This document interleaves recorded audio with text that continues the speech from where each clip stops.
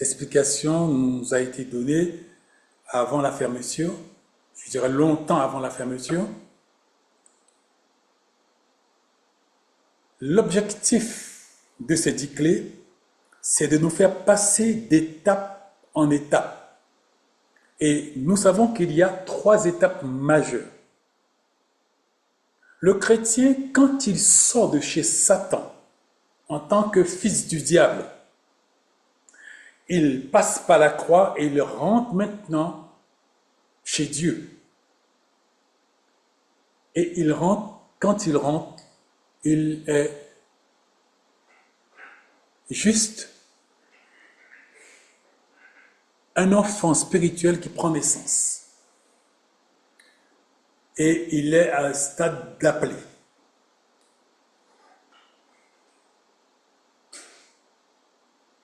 Il accepte le processus, le travail que Dieu demande. Sa nature subit la transformation qui est nécessaire. Je dis bien, pour qu'on puisse bien comprendre doctrinalement. Ce qui fait le salut, c'est le sang de Jésus. Quand nous rentrons, nous acceptons Jésus comme Seigneur et Sauveur. Nous sommes sauvés. Mais nous sommes sauvés, stade d'appelé. Maintenant, nous acceptons que le processus travaille sur nous pour que ce que Dieu a comme dessein pour nous puisse s'accomplir. Parce que Jésus s'était écrié avec l'odeur de cœur. Il y a beaucoup d'appelés, mais peu d'élus. Beaucoup d'entre nous, nous acceptons le salut et nous arrêtons au stade d'appelé parce que notre rapport à ce monde reste quasi identique qu'au jour que nous avons donné notre vie à Christ. Il n'y a pas d'évolution dans notre nature, il n'y a pas d'évolution dans notre approche, il n'y a pas d'évolution dans quoi que ce soit. Nous nous contentons juste de vivre notre vie chrétienne. Il n'y a pas de problème, nous sommes bien sauvés, mais en tant qu'appelés. Après, nous passons au stade d'élu. Tout ça, c'est une question de processus pour transformer notre nature. Et les 2 disciples qui disaient, Seigneur, ordonne que quand tu seras dans ton royaume, que mon frère soit à ta gauche et moi je sois à ta droite. Jésus a dit non, cela ne se passe pas ainsi. Ces choses ne seront données qu'à ceux à qui il aura été décidé par le Père. Parce que, en fin de compte, Jésus n'a pas donné d'explication aux 2 frères, il a donné l'explication à tous ses enfants dans la parole. Il faut aller chercher dans la parole pour voir cette vérité. Eh bien non, écoutez, je veux travailler en vous, je veux atteindre des objectifs en vous. Eh bien, écoutez, coopérez. Cela va demander bien sûr que vous puissiez être amputé de beaucoup de choses en tant qu'être naturel, en tant qu'être animal. Mais si vous l'acceptez, ces contraintes, eh bien écoutez, je vais vous amener d'étape en étape. Alors, les 10 clés devaient nous amener d'un niveau à l'autre jusqu'à l'accomplissement. L'accomplissement, l'ultime, c'est fidèle. Que à l'époque, nous avions décliné de la manière suivante, être harmonisé, fusionné, oscillé. Le prophète Tibi l'a déterminé de la façon suivante, deep, deeper, deepest. Se réconcilier, accepter d'être incorporé et le Christ vivant en moi qui agit et reproduit en moi sa propre vie. Je suis à ce moment-là quasi à l'identique de Christ lui-même. Nous trouvons ceci dans Proverbes chapitre 4, verset 18. Mais le sentier des justes est comme la lumière resplendissante, qui augmente son éclat jusqu'à ce que le jour soit en sa perfection. Il s'agit de progression, autant pour moi. Il s'agit de progression. Et dans Proverbe 4, 18, il le dit. Le sentier du juste est comme la lumière resplendissante, qui augmente son éclat au fur et à mesure, jusqu'à ce que le jour soit en sa perfection. Dieu poursuit un objectif en nous laissant sur la terre après nous avoir sauvés, et nous a laissés sur la terre, pas pour jouir de la vie comme les autres, parce qu'il nous a dit, vous n'êtes pas comme les autres. Mais il nous a laissés sur la terre parce qu'il a un objectif à atteindre en nous. Certains d'entre nous coopérons, certains d'entre nous, nous raisonnons, nous argumentons et nous refusons de coopérer parce que nous avons notre point de vue personnel quant au salut et ce qu'il faut faire pour arriver au salut, alors que Dieu a énoncé dans sa parole comment les choses devaient se passer. Mais parfois, par manque de sagesse, nous nous revelons un peu plus sages que Dieu, ce qui fait automatiquement et imparablement notre échec. Maintenant, si sagement nous nous laissons enseigner par Dieu, eh bien, il va nous conduire étape par étape. Cette lumière qui a pour vocation d'être resplendissante, eh bien, il va s'augmenter son éclat petit à petit, petit à petit, petit à petit, jusqu'à sa perfection. Sa perfection, c'est fidèle. Et le sentier du départ, du juste, c'est appelé. Parce que c'est Jésus qui le rend juste. Il ne peut pas devenir juste par lui-même, ni par ses œuvres. Ce n'est pas par les œuvres que nous sommes sauvés, mais c'est par grâce. Et c'est Jésus qui nous rend juste par son sacrifice à la croix. La sixième clé, soit un bon rapporteur ou la lumière totale, ceci, c'est le sujet d'aujourd'hui. Ce passage de 1 Jean 1, 5, c'est le passage que nous allons trouver tout à l'heure sur la bande du bon rapporteur. Nous la lisons avant de pouvoir le voir. La nouvelle que nous avons appris de lui et que nous vous annonçons, c'est que Dieu est lumière et qu'il n'y a point en lui de ténèbres. Si nous disons que nous sommes en communion avec lui et que nous marchons dans les ténèbres, nous mentons. Autant pour moi.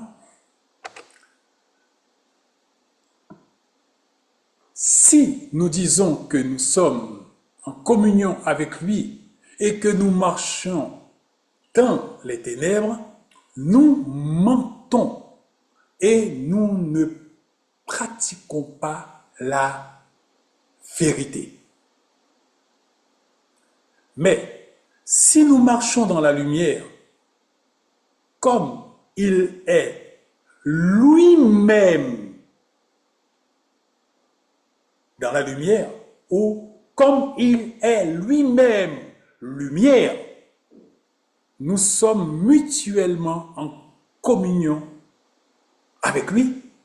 Et le sang de Jésus, son Fils, nous purifie de tout péché. Tout à l'heure, nous allons comprendre pourquoi nous avons lu ce passage. Car la sixième clé touche à quelque chose de très important pour nous et nous interpelle énormément sur ce que nous sommes.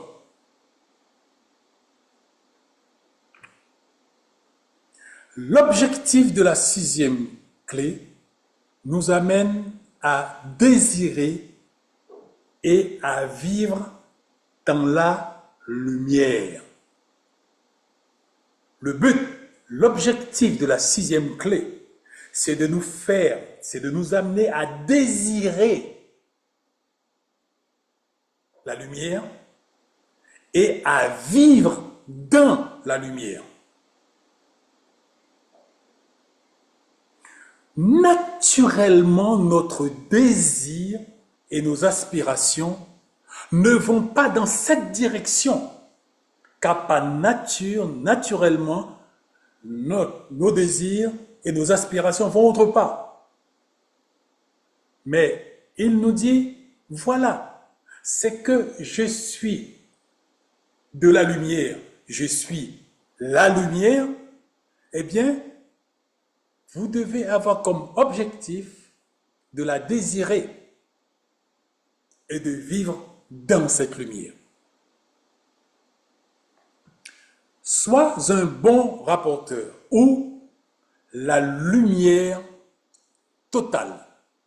Le verset que nous avons lu tout à l'heure là, c'est 1 Jean 1, 5 à 7. C'est quoi, sois un bon rapporteur, la lumière totale?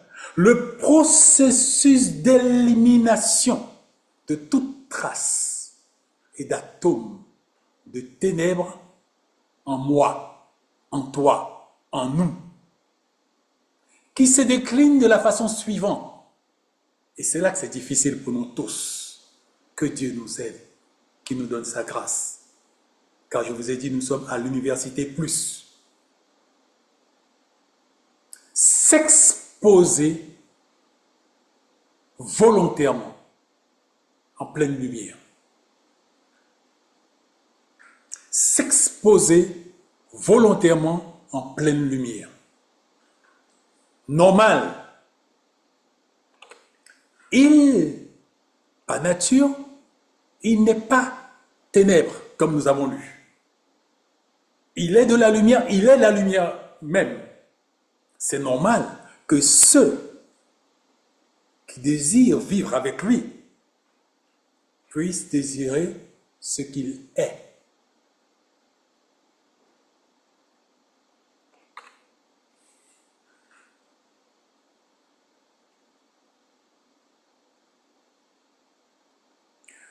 La 6e clé nous a été donnée par une révélation qui nous est parvenue après une longue période de plus de 30 années et confirmée par un enseignement du prophète Tibi. Car Dieu l'a mandaté pour communiquer à l'Église qui est son corps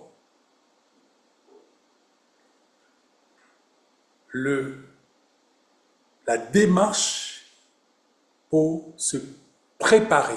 Comment se préparer pour le grand jour? Sa mission se résume à ça. Je vous parle de ce que j'ai eu par révélation, avant de le connaître, avant de savoir qui il était. Sois un bon rapporteur. Citation de Tibi Joshua. Vous ne savez pas pourquoi je dis cela. Voilà pourquoi je dis cela. Ce monde touche à sa fin. Ça ne ressemble pas. Je n'écoute pas les nouvelles, je ne sais pas ce qui se passe. Ça ne ressemble pas. Mais Dieu, le Dieu du temps, dit. Mais la fin est là. Alors, le fait que la fin est là, Dieu veut que nous puissions nous préparer pour pas que ce jour puisse nous surprendre car ce jour va surprendre les habitants de la terre comme un filet surprend le poisson. Ils ne s'y attendent pas. Ils ne vont pas espérer un instant ce qui va se produire. Ils construisent, ils se marient, ils marient leurs enfants, ils font des projets d'avenir et tout cela. Mais Dieu, du fait du volume de péché qui grimpe dangereusement sur la planète, est obligé de stopper l'histoire de la planète. Car depuis la Genèse jusqu'à l'Apocalypse, le facteur qui détermine l'action de Dieu pour arrêter un peuple, une nation, un pays ou la planète, c'est le niveau global des désobéissances qui s'exprime par le péché qui grimpe, qui grimpe, qui grimpe. Quand il atteint un seuil fatidique, Dieu n'a pas d'alternative. Il faut arrêter les choses, car ça menace l'équilibre de la création.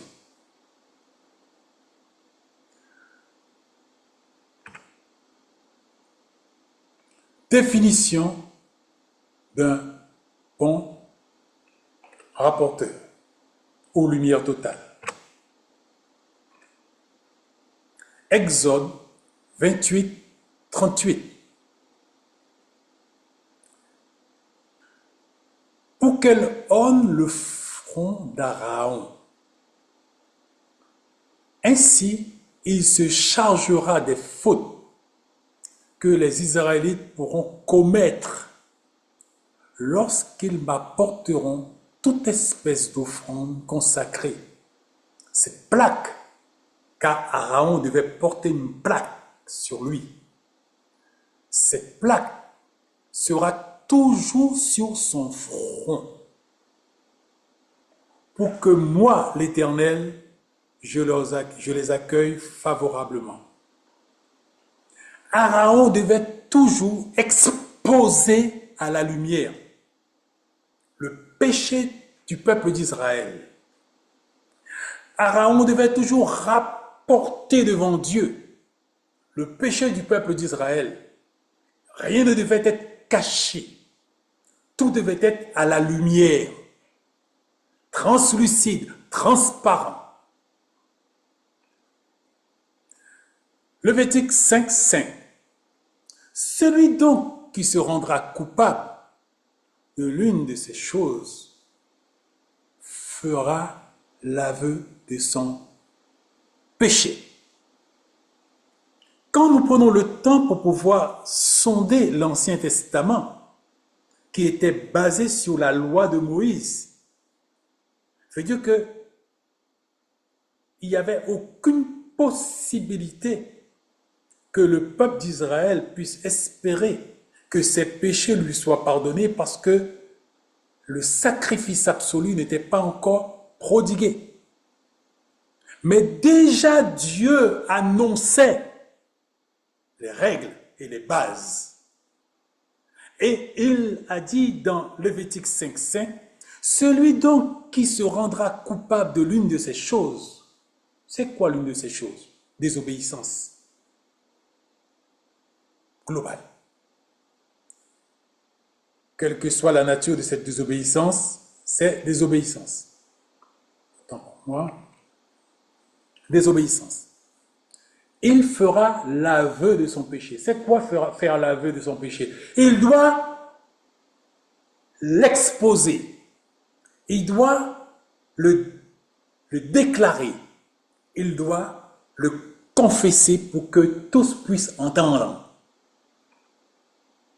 Nombre 5:6 dit aux fils d'Israël, lorsqu'un homme ou une femme se rend infidèle au Seigneur en commettant l'un des péchés qui sont le fait de tout être humain, cette personne est coupable. Cette personne est coupable. Ils confesseront le péché qu'ils ont commis. Ce péché ne doit pas rester caché, mais il doit être rapporté, il doit être dévoilé, il doit être exposé. Car Dieu est lumière. Dieu n'est pas cachotier. Dieu expose tout de manière translucide. Et ceux d'entre nous qui venons vers Dieu, nous avons pour obligation, si nous voulons aller chez lui, nous avons pour obligation de nous exercer à le ressembler par cette démarche.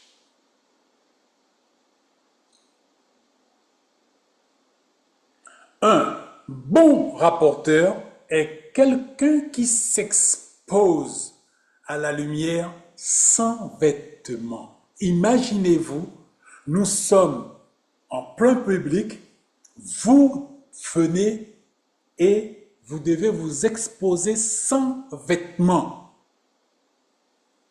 Voilà le sentiment que l'on éprouve quand on va vers la lumière totale. Voilà pourquoi c'est dur pour nous. C'est ardu. Et ça sélectionne. Qui peut accéder? Ça sélectionne. Qui peut accéder?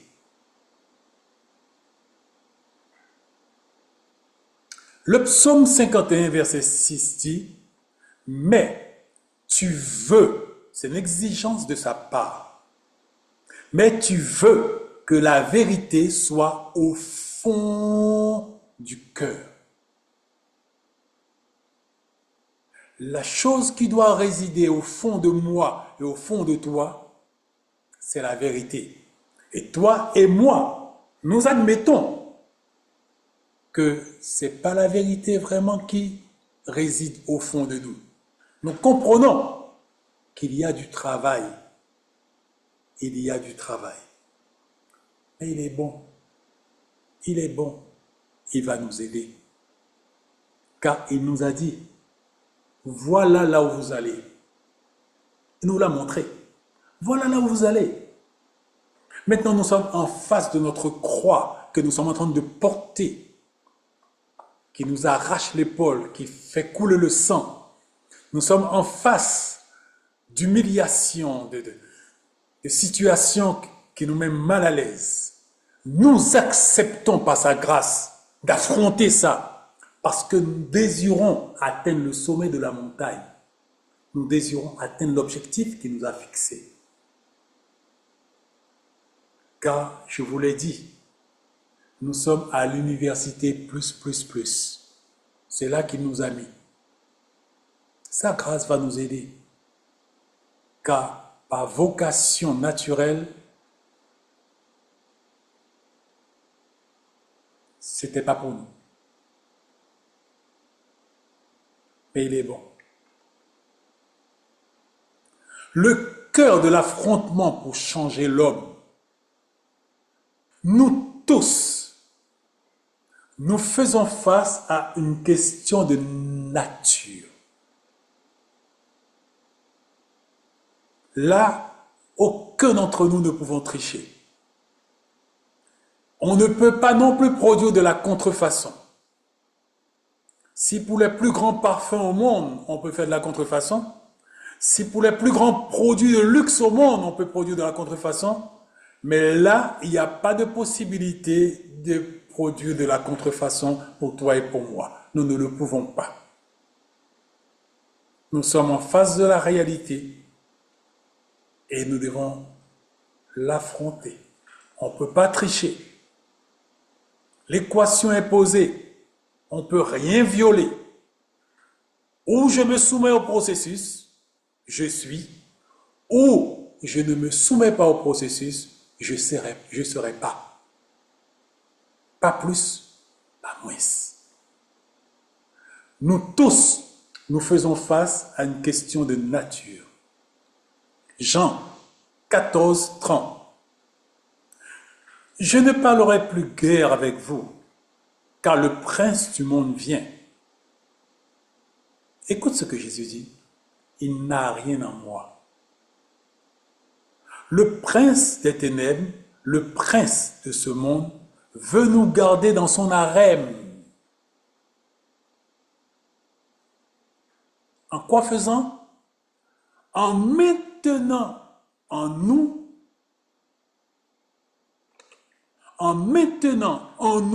sa nature.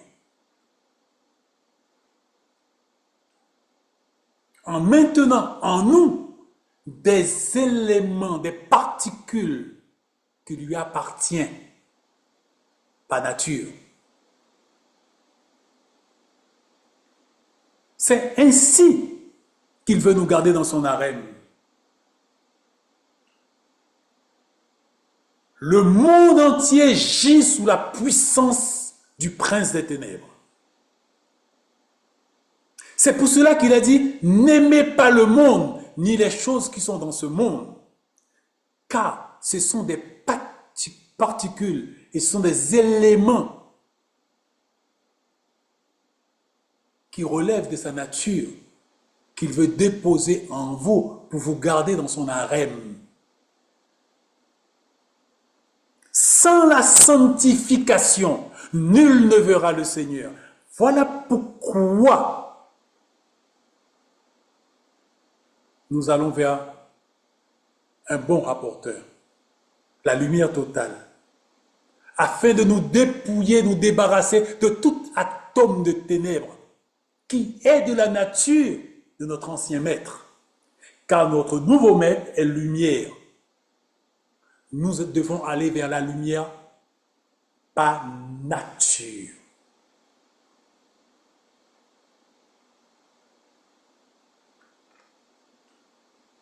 Le prince de la lumière, qui par amour pour le coupable que je suis, que nous sommes, veut nous sauver, me sauver, en me demandant d'accepter sa nature.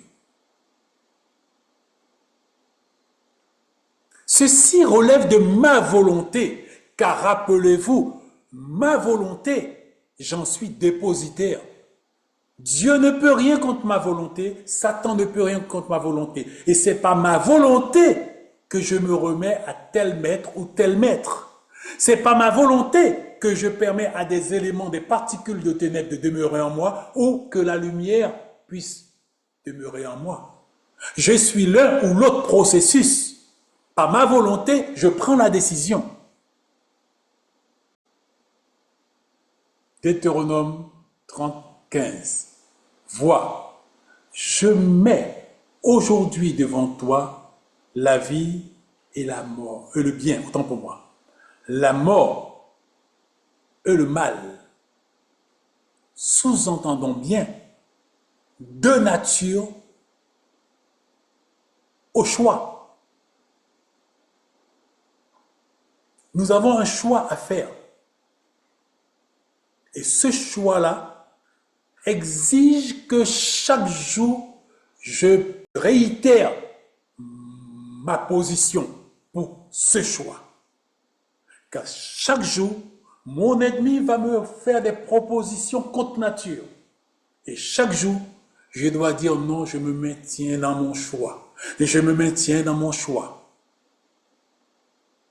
Pas la vie que je choisis de vivre, pas ceux que je choisis de fréquenter, pas ceux que je choisis de regarder, pas ceux que je choisis de vivre. Chaque jour, je dis à mon ancien maître, je maintiens ma position de vivre dans la lumière. Je veux vivre dans la lumière totale. J'accepte de me rapporter. Rapporter quoi? Ta nature. Je l'expose. Je je le décris devant tout le monde. Ça a sur moi l'effet que je viens en public sans vêtements. C'est terrible pour moi.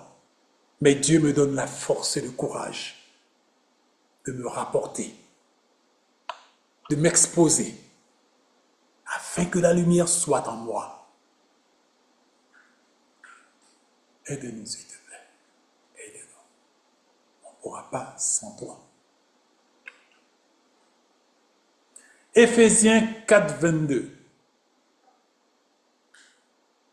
Vous devez donc, en renonçant à votre conduite passée, vous débarrasser de votre vieille nature, que ces désirs trompeurs mènent à la ruine. Il faut vous laisser complètement renouveler dans votre cœur et votre esprit. C'est ce processus dans lequel nous sommes engagés qui est si ardu. Revêtez-vous de la nouvelle nature créée à la ressemblance de Dieu et qui se manifeste dans la vie juste et sainte qu'inspire la vérité.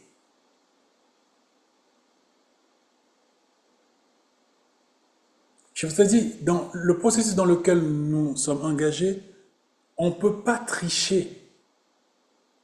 Si on peut contrefaire les plus exquis des parfums dans ce monde, si on peut même contrefaire de la nourriture de bonne qualité en traficotant avec des moyens chimiques pour tromper nos papilles, mais celui-là, il n'y a pas de contrefaçon possible.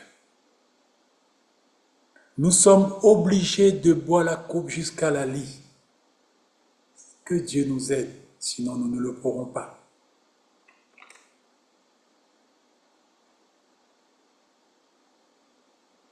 Romains 8, 7. Car l'affection de la chair est inimitié contre Dieu, parce qu'elle ne se soumet pas à la loi de Dieu et qu'elle ne le peut même pas. Cette ancienne nature dont la grâce nous aide à pouvoir nous aider à nous dépouiller.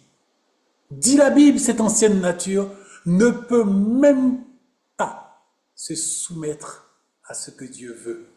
C'est pas nature, il ne peut pas. Il refuse. Il refuse. C'est pas de ma nature. Je ne supporte pas la lumière. Je ne supporte pas la sainteté. Ne me parle pas de ça. Je suis ténèbres, notre ancienne nature. Car l'affection de la chair est inimitié contre Dieu, parce qu'elle ne se soumet pas à la loi de Dieu et qu'elle ne le peut même pas.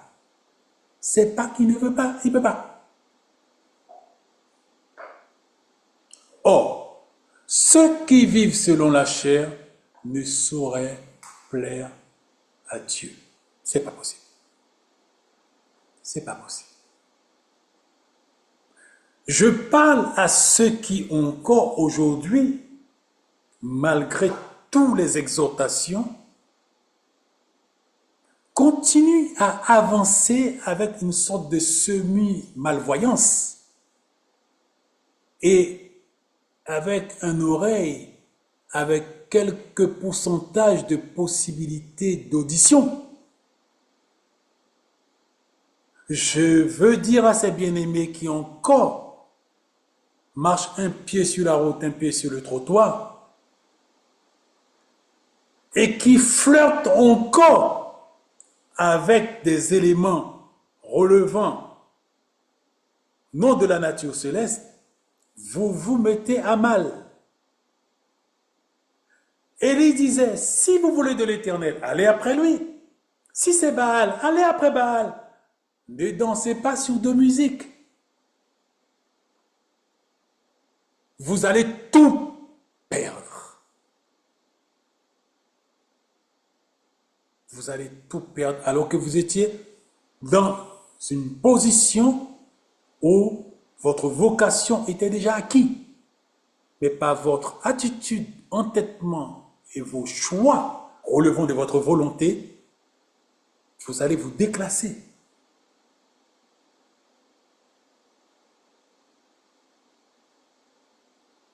C'est nous. C'est nous. Le cœur de cet affrontement est nature contre nature. Le cœur de cet affrontement se révèle nature contre nature. Et ceci pour pouvoir nous dire que nous ne pouvons pas jouer sur deux ardoises, que nous ne pouvons pas jouer dans les deux camps. On ne peut pas être dans le camp de l'ennemi et dans le camp de l'ennemi. Je dois choisir mon camp entre les deux camps. Ces deux camps ennemis. Et je ne peux pas me battre dans les deux camps ennemis. Je dois choisir mon camp.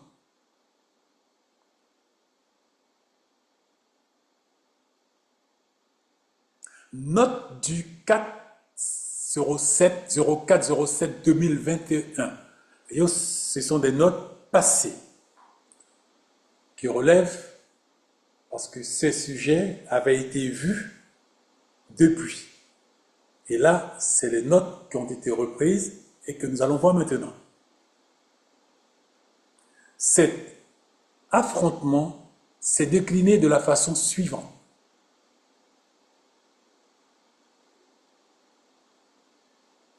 La douceur a vaincu la férocité.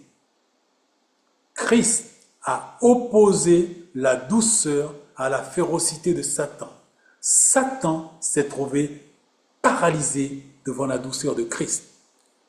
Voilà la nature que toi et moi nous devons avoir, la douceur, pour mener notre combat. On ne résiste pas aux méchants avec la méchanceté, car il me faut être de sa nature pour exprimer la méchanceté, car il est méchant. Je dois avoir la nature de mon maître, la douceur. C'est avec ça que Christ a vaincu l'ennemi de ton âme et de mon âme. L'amour a vaincu la haine. Christ a manifesté de l'amour face à la haine de Satan. Face à la haine, autant pour moi. Et Satan a mordu la poussière. N'accepte pas de justifier ta vieille nature dans son approche et dans son désir de s'imposer à toi. La haine est de l'autre. L'amour est de Jésus. C'est ce qui doit être en moi. Même si je peux constater des traces, ou encore des morceaux de haine en moi, qu'est-ce que je fais? Je suis un bon rapporteur. Je le rapporte. Je l'expose à la lumière. Je le dénonce. Tu n'es pas de ma nature. Tu n'es pas de la nature que je veux. Je t'expose. Même si ça me donne l'impression,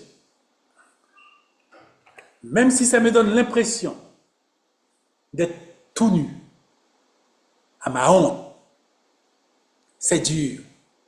C'est très dur que d'aller vers la lumière.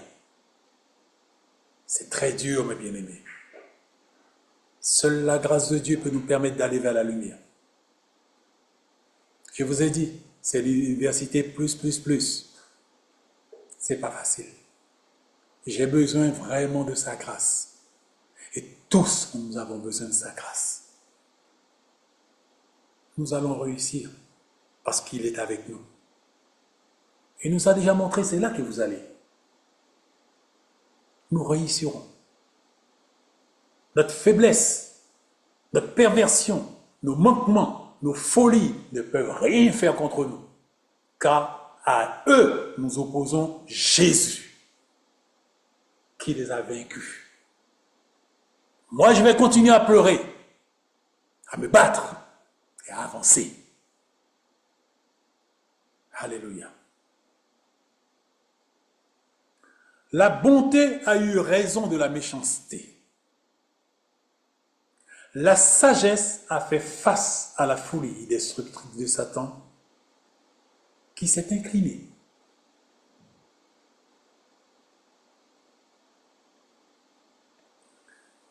Les âmes de la lumière sont sorties vainqueurs de celles des ténèbres. La nature de Christ a terrassé la nature de Satan. Et aujourd'hui, le combat, l'affrontement qui se décline devant nous se révèle être nature contre nature. Au même titre que Christ a opposé sa nature à la nature de Satan, et nous dit nous aussi maintenant, revêtons-nous de la nature de Christ pour affronter la nature de Satan. Car dans ce monde, se tourner à droite, c'est la nature de Satan. À gauche, c'est la nature de Satan. Derrière, c'est la nature de Satan. Devant, c'est la nature de Satan. 360 degrés, c'est la nature de Satan. Ce monde n'appartient pas à Dieu, pas nature. Ce monde est sous la domination, gît sous la puissance du prince des ténèbres. Et Dieu nous dit, vous êtes comme des brebis au milieu des loups. Positionnez-vous.